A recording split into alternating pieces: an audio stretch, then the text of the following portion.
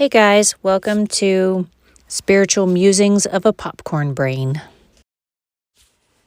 I've decided to do season 2 about me so that you can understand who I am and where I'm coming from. So each episode I'll give you some insight into my history as to why I think and believe the way that I do. I brought Anne home from the second hospital and had a friend who was coming to visit. She has my same name. She's also Rachel. And we were watching a movie, her and my husband and I. And it was awkward because I guess they were cold, so they got out a blanket, but they got out a quilt. And we were all under this quilt.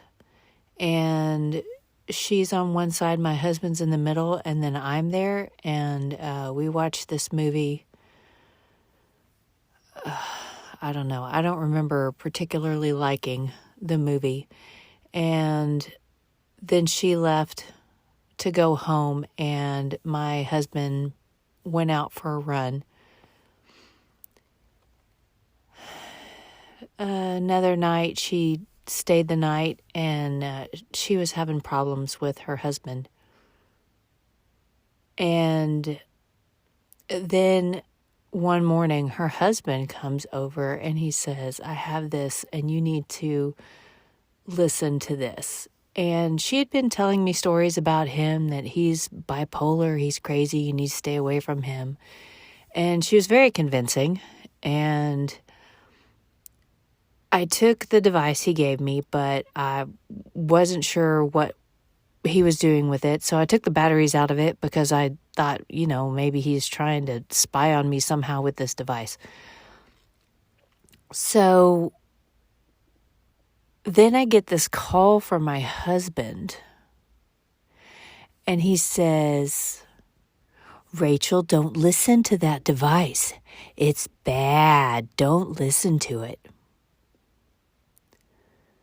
So at that point, that's extremely irritating to be talked to like I'm a toddler, an idiot toddler at that. So I know something's up. So I put the batteries back in this device and try to listen to it, but it's got a passcode. So I call her husband and ask for the passcode. I said I took the batteries out, and now I realize I do need to listen to it and I need the passcode. So he told me the passcode, and I listened to it.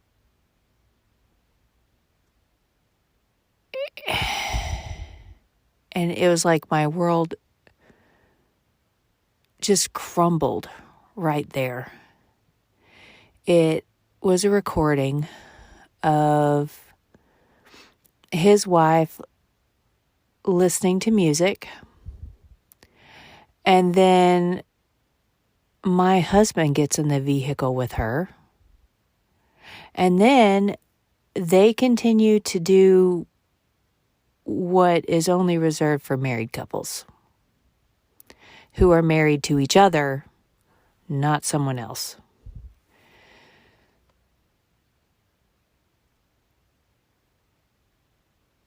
So I finished listening to this, as difficult as it was, and about that time, my husband gets home, and his dad is there.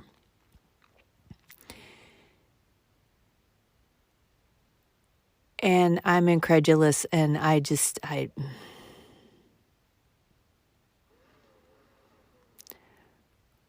right before all this happened,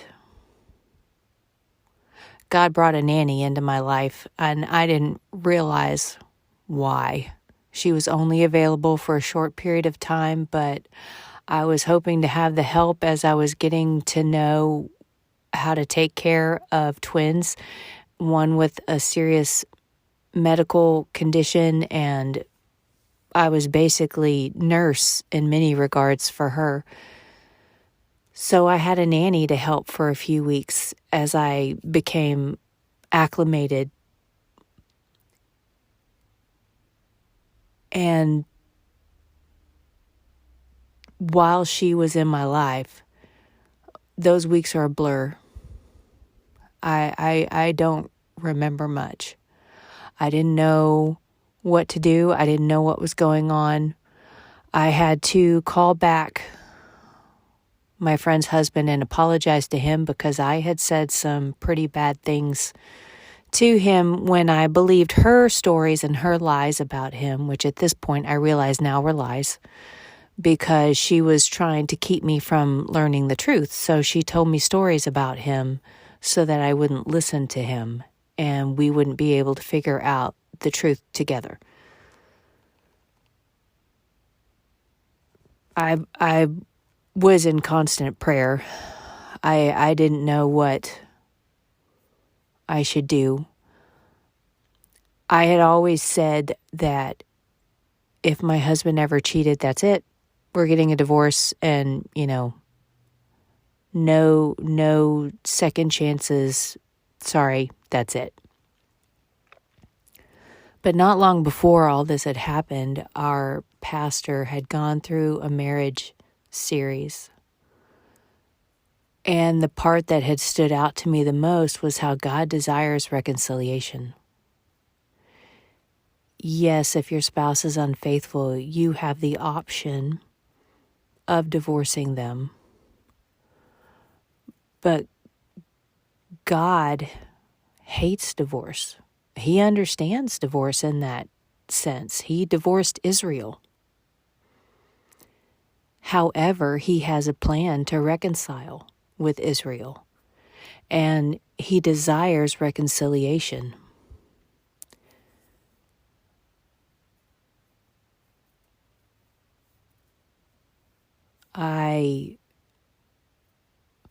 I went back and forth, played so many things in my mind that now made sense, things that were strange, things that I had said, things that they had done, and it all made so much sense now that this adultery had been going on for quite some time. It had begun, she remembered the date it began by her son's birthday. It had begun a few months prior and had been going on all this time. And in that recording that I had listened to, they were making plans to continue this affair, if you want to call it that. That's too nice of a term for the ultimate betrayal that adultery is. They were going to continue it for life. And we're talking about how stupid we were, that we hadn't seen it and we hadn't caught on, and how dumb I was for not liking the movie they had just watched.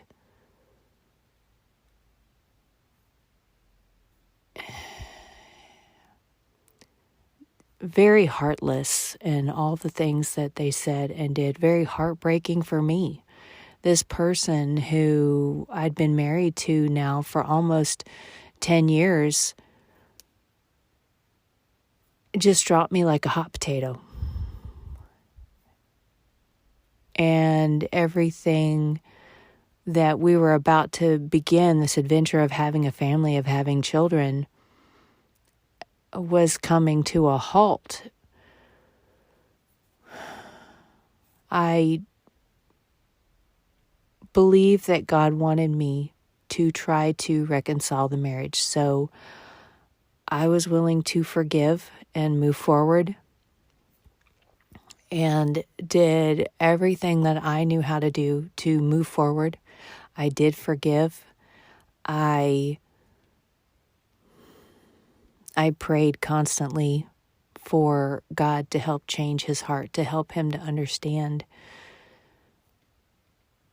I knew a person who had gone through this betrayal, and her husband recognized what an amazing wife he had, who was willing to forgive him and move forward. And he grabbed onto her, and they had a wonderful marriage after that, and he never, ever cheated on her again. And that was the kind of reconciliation that I hoped for and longed for and prayed for.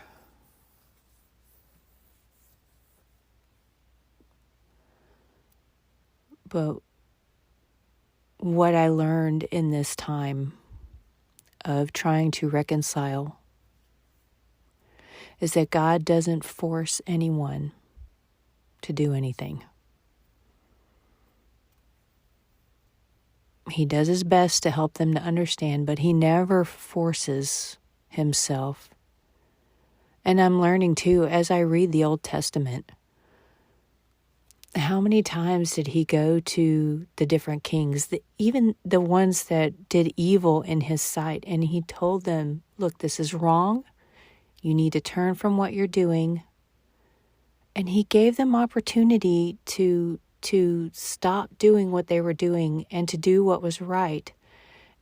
And you can tell he was standing by, just ready to reward them for being faithful and honest and obedient.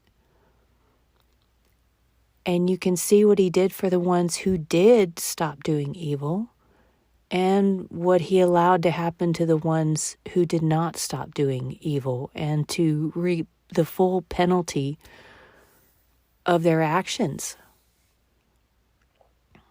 It was really hard for me, but I realized also that the reason why he wanted me to forgive and to be willing to reconcile was all of the things he taught me in that period. I know beyond a shadow of a doubt that he was holding all of the pieces of my broken heart. If you found this useful, or you know someone who would, then please share this with them or subscribe. Thank you for letting me share my popcorn brain.